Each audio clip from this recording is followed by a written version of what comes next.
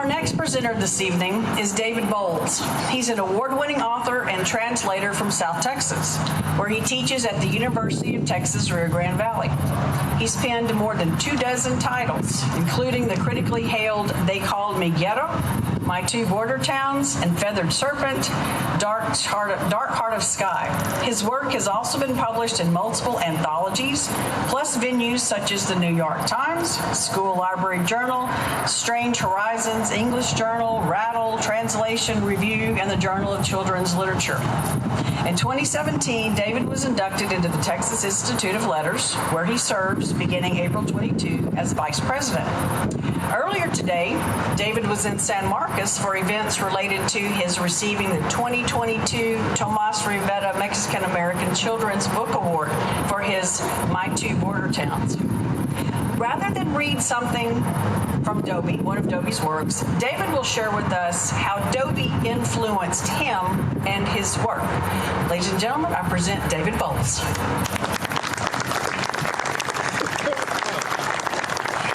Thanks. Oh my gosh, it's so great to be here. It's a lovely night. I was really worried that we'd get like this cold front coming in and bringing thunder and lightning. Although, I mean, that would have made it, I don't know, more dramatic somehow, but I'm sure the chili would have been watery, and that's not too good. The beer would have been watered down too. That's not great. So I want to preface this by, y'all have probably heard of this thing called trigger warning, content warning, whatever. So there's no vulgarity in this, but I was in this piece grappling with the way, as a teenager, I thought about Dobie and the way I think about him now as an adult. And you may find teenage David irritating. Like a lot of adolescents, he wanted his heroes to be perfect, and so he took he took umbrage at certain things. But this is an exploration, kind of like a conversation between those two eras, and my coming around to think about Dobie in a different way now as an adult. I suppose my relationship with J. Frank Dobie is as complicated as my ethnic history, in which a pair of Anglo families immigrated to the Rio Grande Valley during the Great Depression and married into the Mexican-American clan of my grandfather, Manuel Garzan. My father, growing up in that complex border family in the transnational community of McAllen Reynosa, learned to view Dobie as the second greatest authority on life, just below Father Joseph O'Brien at Sacred Heart Catholic Church, and a little above the pulp fiction authors he loved so much. When I inherited these volumes of South Texas lore, nearly as prized in our home as the family Bible, I felt joy at seeing my homeland and people depicted in the pages of a book. Great literature transcends its native land, but none that I know of ignores its soil, Dobie assured me. And the message came at a perfect time. And in fact, it kind of like undergirds my work to the present day. That's an amazing, amazing insight that he had. In the McAllen schools I attended in the 1970s and 1980s, there was essentially no representation of the borderlands or Mexican-American community. So these wonderful words that Dobie had written and the respect he had shown to us, to the Mexican Americans, and to all of us South Texans, were a boon. Yet I was also painfully aware that while his descriptions of Anglo life in South Texas rang true, he hadn't been equipped to explore authentically the inner lives and concerns of Tejanos. In fact, none of the books that I'd read in class or on my own, guided through the stacks by kind librarians, managed to accomplish that necessary goal. Unsurprisingly, none I encountered were written by folks from my Mexican-American community. The fact complicated my enjoyment of Dobie and other Anglo writers doing similar work. I often encountered an off-putting superciliousness, a sort of winking admiration for white men who, to use Dobie's words from the prologue to Coronado's Children, went about exploring unknown continents, subduing wildernesses and savage tribes, felling forests, butchering buffaloes, and so forth, neither lured nor restrained by women. I don't know what that actually means. I don't want to even speculate. Even in his more enlightened later work, the writer centered white identity while othering indigenous and mestizo folks. It's hard to find a book of his that doesn't talk about wild Indians and Mexican bandits. And even when he's admiring us, it's from afar and above. It was a stark contrast to the traditions of oral cuentistas and historiadores in my family. Uncles and aunts and grandparents had kept alive story and history that centered our communal experience, folklore and spirituality, in which our indigenous heritage was braided, anchoring us to a distant past on this continent and a heritage that had endured for millennia. Encoded in spoken words was the struggle of my elders to keep these elements alive as first Spain and then the U.S. encroached on our lands.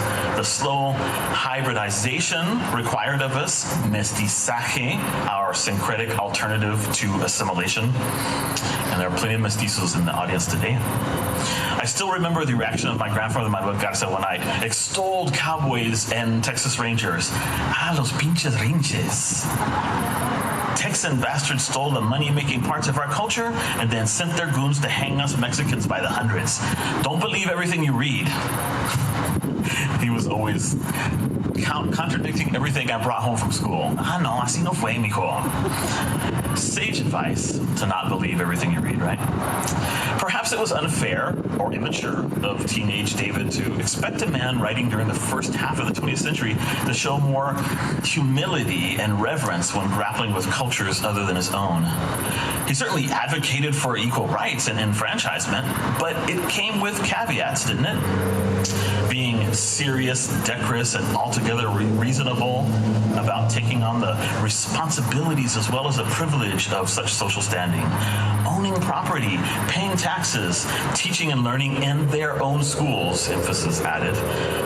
Being willing to fight and die like white soldiers. He cautioned in speeches that people from communities of color should advocate only what Jesus Christ thought and what the constitutions of the U.S. and Texas stipulate, that they should show themselves to be qualified for higher education.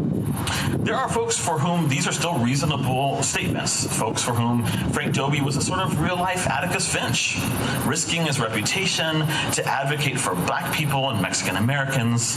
But as is the case with that fictional lawyer, this advocacy was predicated on the implicit condition that we ape the speech, mores, dress, nationalism of the Anglos, deigning to permit us equal rights.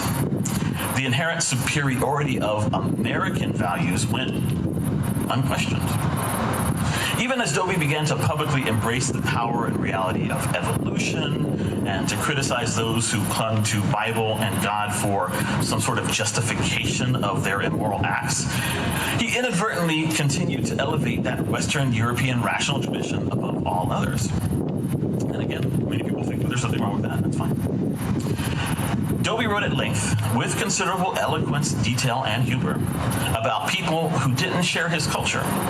He was clearly fascinated by our ways, wanting to preserve them in books, and we owe him a lot for that, to promote their study. But even as a teenager, I knew that his gaze was determinedly white. And the work that he did othered those traditions, right?